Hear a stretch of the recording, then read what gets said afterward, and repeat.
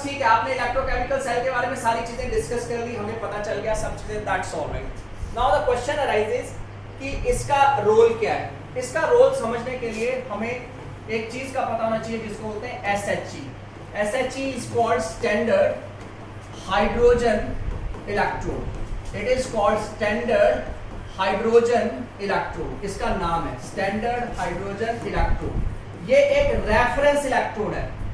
Reference का मतलब समझते हो, कहीं ना कोई तो रेफरेंस यूज करना ही पड़ेगा ना कि ये किसके मुकाबले ज्यादा है, किसके मुकाबले कम है। तो SHE is a reference electrode. इसके जरिए सबके इलेक्ट्रोड पोटेंशियल कैलकुलेट किए जाते हैं। अगर SHE का इलेक्ट्रोड पोटेंशियल है, उससे हम कैलकुलेट करते हैं सारी मेटल्स के इलेक्ट्रोड पोटेंशियल। समझ आ गई बात, ठीक है। तो ये रेफरेंस इलेक्ट्रोड है, स्टैंडर्ड चूज किया।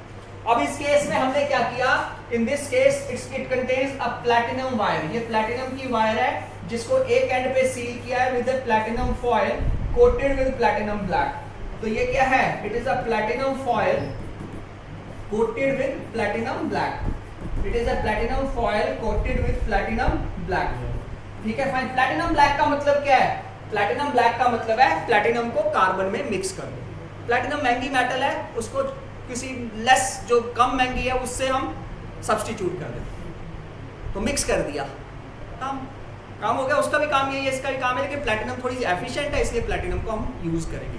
Is that clear to all fine? ये समझ आ गई बात। ये जो प्लैटिनम की वायर है, this platinum wire which is sealed at other end with platinum foil, इसी को हम एक ग्लास की ट्यूब के अंदर एनक्लोज करते हैं। ग्लास की ट्यूब के अंदर क्यों एनक्लोज करते हैं, ताकि ये एटमॉस्फेयर को एक्सपोज ना हो। क्यों? क्योंकि जब इसके ऊपर हमने एक फनल रख दी, when we place a funnel over here, ये ऐसे, ठीक है फाइन। तो उस केस में हमारे पास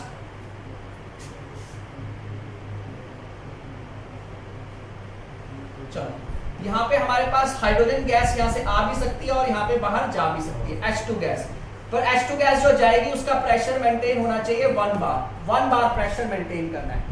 तो ये प्लैटिनम की वायर है जिसको हमने एक ग्लास ट्यूब के अंदर सील करके रखा है। It is sealed inside a glass tube. और एक इन्वर्टेड फनल है, दिस इज इन्वर्टेड फनल, जिसमें हमने ग्लास ट्यूब को एनक्लोज करके रखा है। इन्वर्टेड फनल, समझ आ गई बात सबको, ठीक है। इन्वर्टेड फनल जो है उसके अंदर हमने ग्लास ट्यूब को एनक्लोज करके रखा है, और इस पूरी असेंबली को हमने एक बीकर में स्टोर करके रखा है।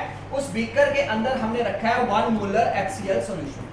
इसके अंदर जो सॉल्यूशन है उसकी कंसंट्रेशन है 1 molar HCl। Is that clear to all fine? फिर से बता रहा हूं, प्लैटिनम की वायर है ये, जिसको प्लैटिनम फॉयल से हमने कनेक्ट किया है, और ये प्लैटिनम वायर को हमने ग्लास ट्यूब के अंदर सील करके रखा है। इस पूरी असेंबली को इस इन्वर्टेड फनल के अंदर रख दिया और उसको उठा के हमने बीकर में रखा। बीकर में 1 मोलर HCl सॉल्यूशन रखा गया। This is complete construction. Is that clear to all? समझ आ गई बात सबको, ठीक है फाइन। होगा क्या इस केस में, जो HCl है जब वो डिसोसिएट करेगा, it will form H positive plus Cl negative, और H पॉजिटिव इलेक्ट्रॉन गेन करके H2 बनाएगा, यानी कि 2H पॉजिटिव 2 इलेक्ट्रॉन गेन करके क्या बना देगा, H2। उल्टा भी हो सकता है, H2 ऑक्सीडाइज हो तो ये 2 इलेक्ट्रॉन लॉस भी कर सकता है। तो फॉरवर्ड रिएक्शन में गेन कर रहा है तो ये क्या करेगा, कैथोड। रिवर्स रिएक्शन में ऑक्सीडाइज होगा तो ये क्या कर रहा है, एनोड। क्योंकि ये ऑक्सीडाइज और रिड्यूस दोनों हो सकता है, therefore it is acting as a reference electron, क्योंकि इसकी दोनों टेंडेंसी है। जब मन किया, जब जरूरत हुई, जैसी जरूरत हुई, जिसके पास है, जिसके साथ कनेक्टेड है, उसके हिसाब से ये एनोड कैथोड बिहेव करता है। मैं बताऊंगा कैसे। Is that clear to all?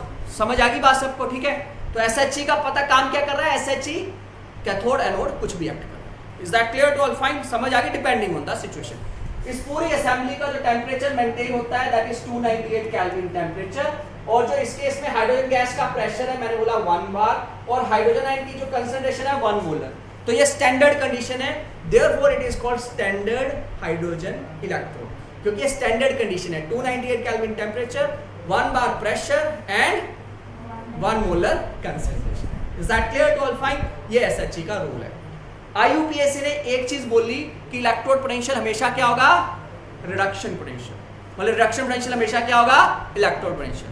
Oxidation potential term use नहीं करनी, रिडक्शन पोटेंशियल यूज नहीं करनी, इलेक्ट्रोड पोटेंशियल यानी कि रिडक्शन पोटेंशियल। ये बोला किसने, IUPAC ने एक और बोला, जो standard electrode potential, standard condition जब भी होगी तो नॉट लगा देंगे। जब भी स्टैंडर्ड कंडीशन हो तो क्या लिखेंगे, नॉट।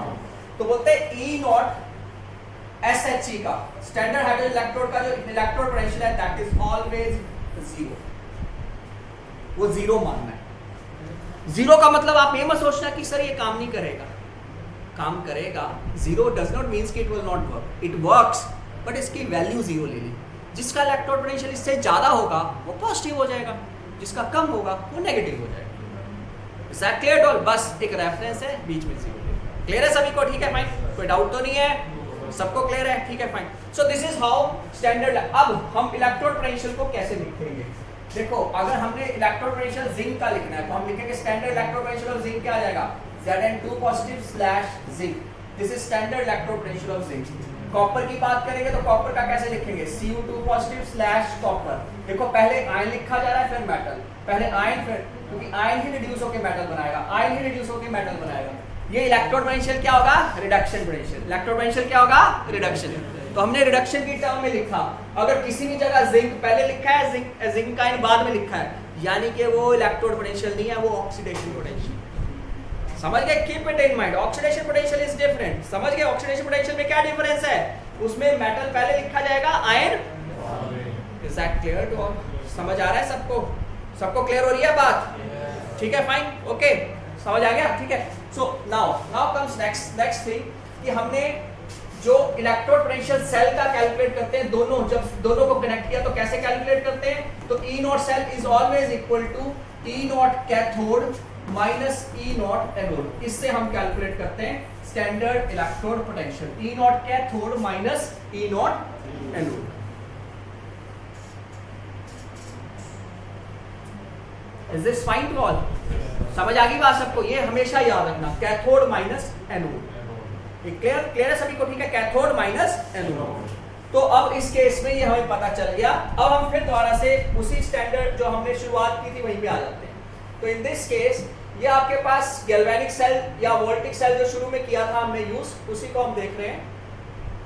क्या होता है कि आपके पास इलेक्ट्रोड है, कौन कौन से इलेक्ट्रोड है, जिंक वाला है और एक क्या है, कॉपर वाला। ठीक है, हम क्या करेंगे, SHE से एक बार कॉपर के इलेक्ट्रोड को रिप्लेस कर देंगे, एक बार जिंक के इलेक्ट्रोड से रिप्लेस कर देंगे। जब हमने जिंक के इलेक्ट्रोड से रिप्लेस किया तो SHE किसकी जगह आ गया, जिंक की जगह आ गया। समझ आ गई? तो इलेक्ट्रोड पोटेंशियल कर लिया कैलकुलेट कॉपर का। इसी तरह जब कॉपर को हमने कॉपर के से SHE को रिप्लेस कर दिया तो अब कॉपर चला गया, उसकी जगह क्या आ गया, SHE। तो इलेक्ट्रोड पोटेंशियल किसका आ जाएगा, जिंक का। Is that is how we are going to measure the electrode potential. Is this clear to all? Fine. So कोई डाउट है तो पूछ लो, डाउट नहीं है तो आगे प्रोसीड करें। Any doubt? सबको क्लियर है?